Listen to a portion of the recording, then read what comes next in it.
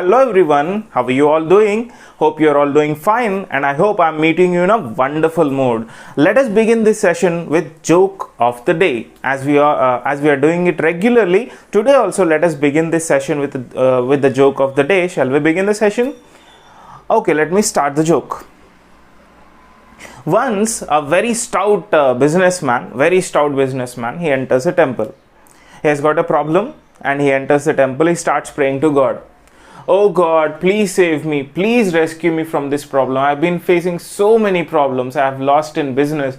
A lot of money I have lost in business. Please rescue me at least for this time, God. Rescue me. I want to win that lottery either by hook or by crook. Please, God, please let me win that lottery.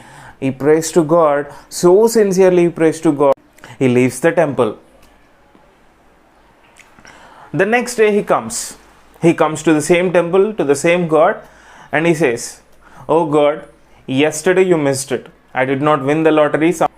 Somebody else won that lottery. Today at least, please God, please let me win that lottery. I've been in so many problems. I believe in you, and today you'll definitely let me win that lottery. And he goes again. Next day he comes back with the same result. Oh God, yesterday also you missed it. At least today, when he says this, when he starts saying at least this today, there is a sudden splash in the sky. A huge light appears in the sky. And this fellow gets confused. What's happening now? What's going to happen? What is this light? And he looks everywhere. And suddenly, God appears to this person only. And he becomes so tensed. What? I'm going to see God now? God, are you there? Are you there? And he starts shouting. Then God says, yes, you idiot. First go and buy that lottery ticket and then come back to me. And he disappears. Hope you all enjoyed this joke. And so let us begin this session with vocabulary for today. As we are doing it regularly, daily 2 words we are learning, and today also in this session I am going to start this with 2 new words. So the first word I wish to introduce today is exploit. Exploit, E-X-P-L-O-I-T. Exploit is to use for someone's own advantage or to deprive someone of their natural right forcibly. If you forcibly deprive someone of their natural right, that means it is to exploit someone. Let me give you an example. Corporate sector always exploits the poor. Corporate sector always exploits the poor. These politicians exploit the people after elections. That means people vote for these politicians, and after winning in the elections, these politicians exploiting the people. And the next word I wish to introduce today is intricate. Intricate. Intricate. I-N-T-R-I-C-A-T. Intricate means very complex or minute details, very complex to understand details. That is called intricate. Let me give you a very good example so that you understand it better. It took me 3 days to solve intricate puzzle. It took me 3 days to solve intricate puzzle. That means the puzzle is so difficult to be solved. And the next example, the intricate carvings on the Taj Mahal are a visual treat. Intricate carvings, that means the carvings on Taj Mahal are very, very difficult to be understood. So how they have drawn those carvings, that is very difficult, and that is an intricate design, what we mean. Okay, so these are the 2 words I wish to introduce today. One is intricate and the other one is exploit. Let us begin this today's session. I wish to make this session an exclusive session for saying sorry or how to apologize. Knowing how to apologize is an important part of being polite. We all make mistakes, but apologizing after a mistake shows how polite you are. If you don't apologize for what you have done, and it doesn't portray yourself as a good personality. Okay, so apologizing is a very important part of being polite. You probably already know sorry. Sorry is a regular word, but there are many other ways to apologize in English depending upon the degree of your mistake or the intensity of the mistake you have committed. Your sorry should sound in an appropriate manner for that to be considered and understood in its genuinity. Otherwise, you just say sorry and you leave that place. It gives a very wrong communication. It portrays a very wrong personality of yours. So that sorry should sound in an appropriate manner. According to the situation, your sorry should sound. And I said depending upon the situation and depending upon the intensity and degree of the mistake you have committed. So let us see various degrees of mistakes, means small mistakes, smaller mistakes, bigger mistakes, biggest mistakes. Like that we will see, let us see the degree of mistakes and the quality of your sorry should sound like. So the kind of mistakes, according to the kind of mistakes, your sorry should also change. Apologizing for small mistakes. Let us see apologizing for smaller mistakes. Smaller mistakes in the sense, simply saying sorry is most common with small mistakes, like bumping into someone or saying someone's name wrong. In these situations, people often say, whoops, I spelled sorry. I spelled wrong, sorry. Whoops, sorry, I spelled wrong. Oh, sorry, it's coffee. I'll get tea for you. Okay, I brought coffee instead of tea, and I said, oh sorry, it's coffee, I'll get tea for you. Sorry about that, give me another chance. Sorry about that, give me another chance. These are for smaller mistakes.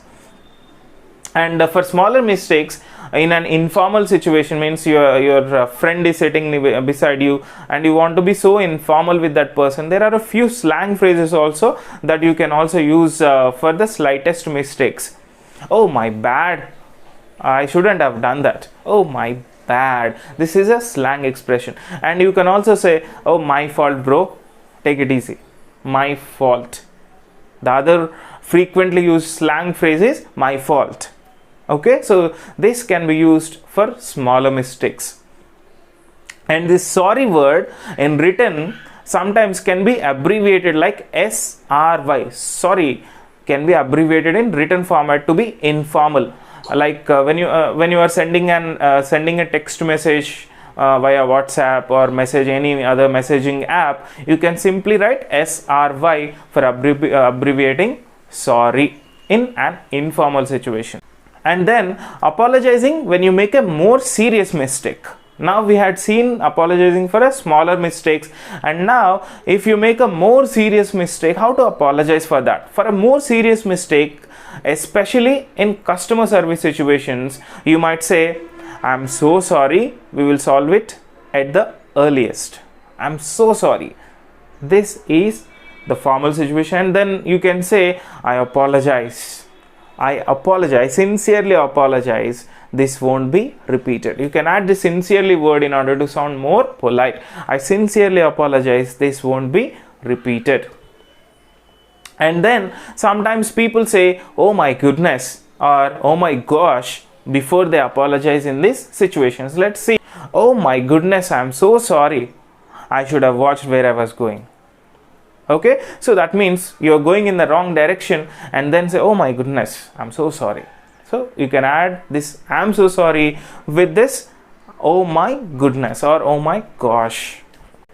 And apologizing for incorrect information. Many times we give some wrong information to somebody and we regret that we had given wrong information. Then how to apologize for that wrong communication? If you cause a problem with communication or give incorrect information, you might say, my mistake, I gave you wrong address. My mistake. This is how you say sorry, my mistake, I've given you wrong information. And you can say, I had that wrong, I'll fix it. I had that wrong, I will fix it. I was wrong on that, it was wrongly conveyed, sorry for that. I was wrong on that, my apologies, we'll talk to them again. My apologies, we'll talk to them again. So sometimes you can say these two, you can say two of these phrases together and you can say sorry at the end or beginning. Like let us see how it can be added. Sorry, my apologies, I had that wrong. Sorry, my apologies, I had that wrong. Sorry, my apologies, it's my mistake.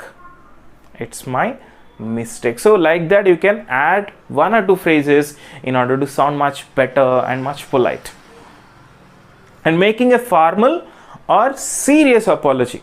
You have done a very big mistake and you want to be so formal, and you want your apology to be so serious also. If you make a serious mistake at workplace or with your loved one or co-worker, you shouldn't be so casual in your language to apologize. Try a more formal apology. Okay, so you have to be more formal in giving your apology, such as I would like to apologize for what I had done. I would like to apologize for what I had done. I want to apologize for the grave mistake. I want to apologize for the grave mistake. And I owe you an apology. I owe you an apology. Really sorry. I owe you an apology. I wanted to tell you I'm sorry. Okay, I wanted to tell you I'm sorry. Sorry. And after these phrases, you can add for doing something. I wanted to tell you I'm sorry for what I had done. My sincere apologies for what I had done, for what I did. Like that, you can add these phrases in order to communicate in a better manner. Like this. I would like to apologize for how I reacted yesterday. I would like to apologize for how I reacted yesterday. You can also say, I hope you can forgive me for my mistake. I hope you can forgive me for my mistake. And writing a formal apology. Okay, so till now we have seen in spoken how we have to communicate our sorry to someone. But when you're writing a letter, an apology letter to someone, to a principal or to your boss or someone, you're writing an apology letter. So how to be formal in our apology letter? We use the most formal English in writing, and in this situation you could use these phrases. I sincerely apologize for the inconvenience caused. I sincerely apologize for the inconvenience caused. I take full responsibility of the mistake. I take full responsibility of the mistake. Okay, and you may want to complete the sentence with one of these phrases, like I take full responsibility of the mistake. And you may want to complete these sentences with one of these phrases, like for any problem I may have caused. I take the full responsibility or complete responsibility of the mistake for any problem I may have caused. I take the full responsibility of my mistakes, for my behavior or for my actions. For my behavior, for my actions. Like these phrases can be added. So there are some other contexts for saying sorry. There are a few situations where English speakers, especially Canadians, say sorry, but they aren't really apologizing. For example, when you need to pass someone in a crowded place, like there is a lot of crowd and you want to pass that place. How do you pass? You just say sorry or excuse me in that middle, but you don't exactly mean that you are sorry. It's common to say sorry, but you can also say pardon me, and you can pass through the crowd.